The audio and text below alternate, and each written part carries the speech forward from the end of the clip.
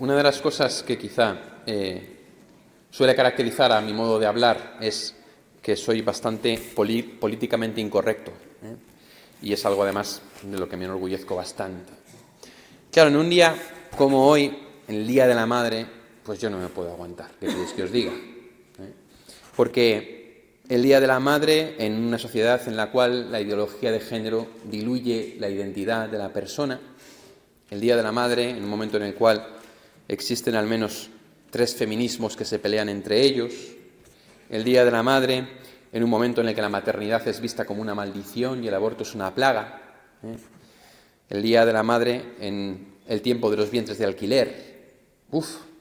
Esto es irresistible para mí. No puedo evitar meterme hasta las cejas en este asunto. En el nombre del Señor, porque al final el Señor nos pide que anunciemos la verdad, y la verdad del Evangelio, pues que escuece, que pica, ¿verdad? El Señor dijo, sois la sal de la tierra. Eso suena muy bonito, pero claro, que se te meta sal en una herida o en los ojos, verás lo que pasa, Y así también la Iglesia escuece, y escuece porque tiene la misión de dar la verdad de Dios sobre las cosas, que en este caso parte del libro del Génesis, cuando el Señor crea al hombre y la mujer, en ese relato que es simbólico, pero que expresa una verdad de fe, y en todas las enseñanzas de Jesús y de la Iglesia en torno al hombre, en torno a la mujer y en torno al matrimonio. Lo primero que tenemos que tener claro en nuestro corazón y en nuestra conciencia de creyentes es un principio que se nos ha olvidado, que es el principio de complementariedad. Hombre y mujer somos complementarios. El libro de Génesis nos cuenta de un modo simbólico que cuando Dios creó al hombre, a ese primer ser humano, estaba incompleto, le faltaba algo, y entonces después el Señor creó la dualidad entre hombre y mujer, y entonces dice que el varón vio a la mujer y dijo, esta sí que es hueso de mis huesos y carne de mi carne. Entonces se reconoce en ella como una igual a quien necesita para sentirse completo. El relato, como os digo, es simbólico. Más allá de los símbolos, lo que quiere decir es que entre hombre y mujer existe una complementariedad. Bien. ¿Y por qué existe una complementariedad? Siguiente paso. Porque hay una diferencia, ¿verdad? Yo cuando quiero juntar un puzzle, si todas las piezas fueran iguales, no encajan. Para que las piezas encajen tienen que ser diferentes. La complementariedad, por tanto, parte del principio de la distinción. Hombre y mujer somos diferentes. Entonces aquí ya se alza la primera voz del feminismo mal entendido. No, el hombre y la mujer somos iguales. Bueno, ¿en qué? ¿Somos iguales en modo de pensar? Pues la verdad es que no. ¿Somos iguales fisiológicamente? Hombre, a la vista está que no. ¿Somos iguales en dignidad? Por supuesto. Y por lo tanto, ¿somos iguales en derechos? Absolutamente. El problema de hoy es que se habla de la igualdad como algo que tiene que afectar absolutamente a todos sin discriminar. No, a ver, tenemos que tener igualdad de derechos, igualdad de dignidad, igualdad de oportunidades, pero no somos iguales, por favor.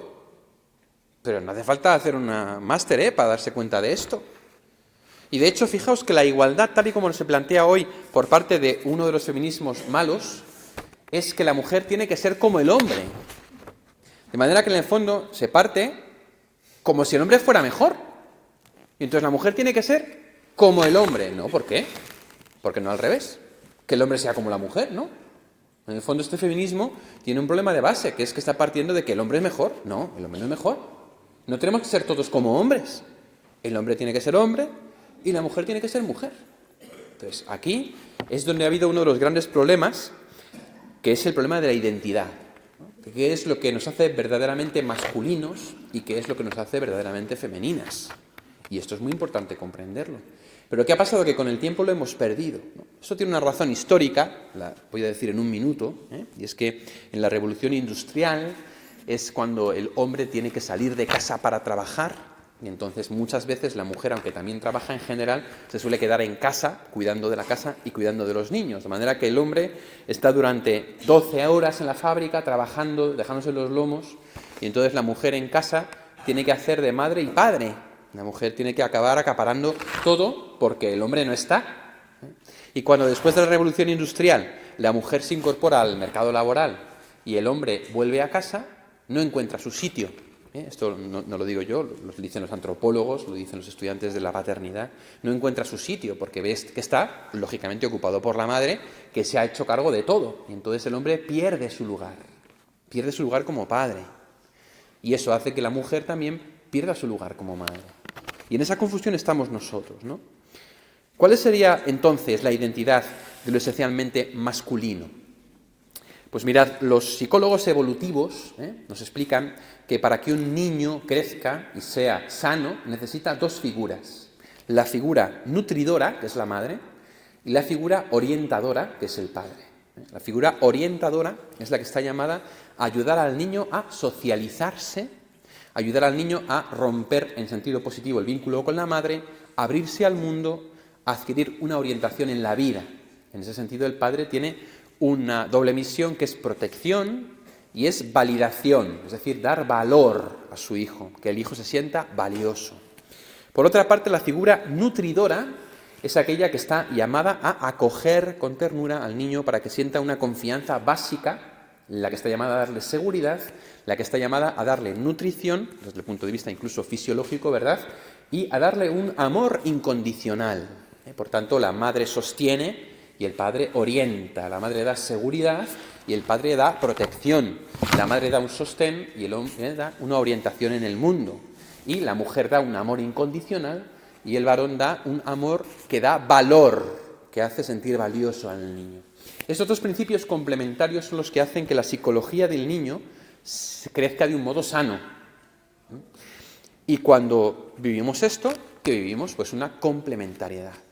Una complementariedad, primero como esposos, porque el hombre en la mujer percibe la ternura, la delicadeza, el detallismo, el amor incondicional, y la mujer percibe en el hombre la seguridad, la protección, el afecto, también la iniciativa. Entonces el amor se convierte en algo complementario, ¿no? Esto no lo voy a explicar aquí por razones obvias, pero en el campo de la sexualidad tiene sus repercusiones que son muy importantes.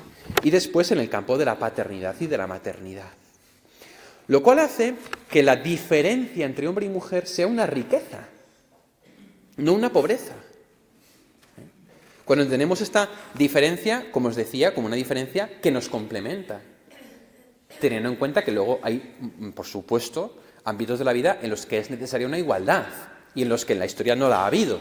Esto es estúpido negarlo, en la historia no ha habido igualdad en dignidad, en derechos y en oportunidades entre hombre y mujer. Y por eso digo que hay un feminismo bueno, que es el feminismo que reconoce lo propio de la mujer, lo propio vuestro, vuestra identidad femenina, y que lucha por los derechos de la mujer, por la dignidad de la mujer, que en muchos países, por desgracia, todavía no se respeta, y en muchas culturas, y por qué no decirlo, en algunas religiones tampoco, y la católica no es una de ellas. Entonces, este feminismo es bueno, pero el feminismo que pretende hacer que la mujer sea hombre, o el que pretende, incluso, que el hombre es el enemigo, que es el tercer feminismo, y la mujer es el aliado y el hombre es el enemigo, ¿no?, que lo que hace es trasplantar un esquema socialista de la lucha de clases a la relación entre hombres y mujeres, ¿no?, poniendo a la mujer como la clase proletaria oprimida que tiene que rebelarse contra el hombre y oprimirlo, y entonces ejercer una especie como de dictadura feminista. Lo que va a hacer, lo que está haciendo es destruir la sociedad y destruir la identidad femenina, destruir la familia y destruir la paternidad y la maternidad. Y en medio de la Iglesia, a la que por supuesto nos están tachando de retrógrados, machistas, patriarcado y todas estas cosas, ¿no?, lo que hace es decir lo que lleva diciendo desde hace siglos, que Dios nos ha creado iguales y diferentes, nos ha creado complementarios, y que en esta complementariedad se juega todo. Hoy la disolución de la identidad masculina y femenina, promovida por la ideología de género, a lo que está llevando a la destrucción de la mente, de la psique, de la psicología de nuestros jóvenes. Nuestros jóvenes cada vez son más propensos ¿a qué? Anorexia, bulimia, vigorexia, depresión, ansiedad, suicidio, trastornos psicológicos, TDAH, ¿no?, déficit de atención con hiperactividad, trastorno obsesivo-compulsivo, adicción a las drogas, adicción a la sexualidad mal vivida, adicción a los videojuegos. A ver, ¿qué hace falta que pase para que nos demos cuenta de que algo no está funcionando? que hace falta que pase. Para que nos demos cuenta de que nuestros jóvenes, de que nuestros niños no están teniendo el referente masculino y femenino que necesitan, por lo tanto, no están desarrollando su identidad adecuadamente, por lo tanto, crecen con heridas emocionales, con necesidad de compensaciones afectivas, con falta de validación, porque si el padre es el que da valor, el que hace sentirse valioso al hijo por lo que es, y en la sociedad el padre brilla por su ausencia, nuestros hijos y nuestras hijas crecen con la conciencia de que no son valiosos. Y por eso se venden al primero o a la primera que pasa, porque necesitan encontrar a alguien que les haga sentir valiosos. Y eso es por la carencia del padre. Cuando un niño o una niña no se ha sentido amado incondicionalmente por la madre, entonces va a sentir en su vida que siempre le falta algo y va a arrastrarse por donde sea buscando lo más parecido al amor. Y uno podrá decirme, hombre, pero una madre siempre ama incondicionalmente a su hijo. ¿Ah, sí?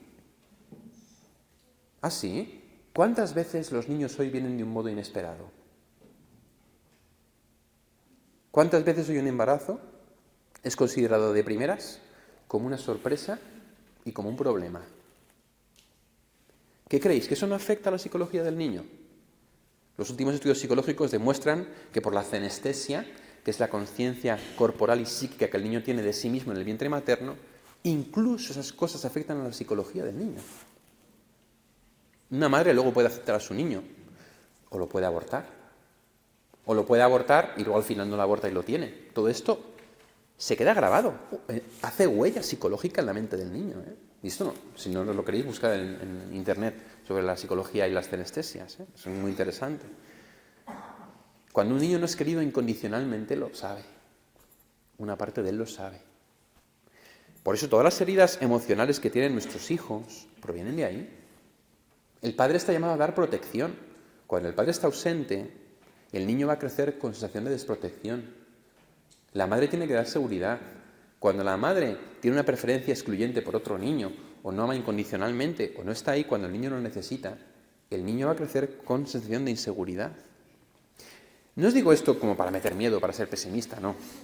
Os lo digo porque cuando nosotros no aceptamos la verdad de las cosas, la verdad de la identidad y la verdad de la complementariedad, los que salen heridos son nuestros hijos, que tienen derecho a un padre y una madre para poder descubrirse y encontrarse a sí mismos. Y que cuando crecen sin esto, crecen incompletos. Porque al final nosotros nos peleamos por ideologías, pero quien sufre son los niños. Es como en el debate sobre el aborto. Se habla siempre del derecho de la mujer, el derecho de su cuerpo, el derecho... Y nadie habla del derecho del niño. Del derecho del niño a vivir. Una cosa muy básica. Por eso los médicos abortistas niegan que el feto sea vida, porque entonces iríamos contra el primero de los derechos humanos, ¿no? Todo ser humano tiene derecho a la vida. Pues entonces decimos que no es un ser humano, aunque todas las pruebas médicas digan lo contrario, nos lavamos las manos y ya está.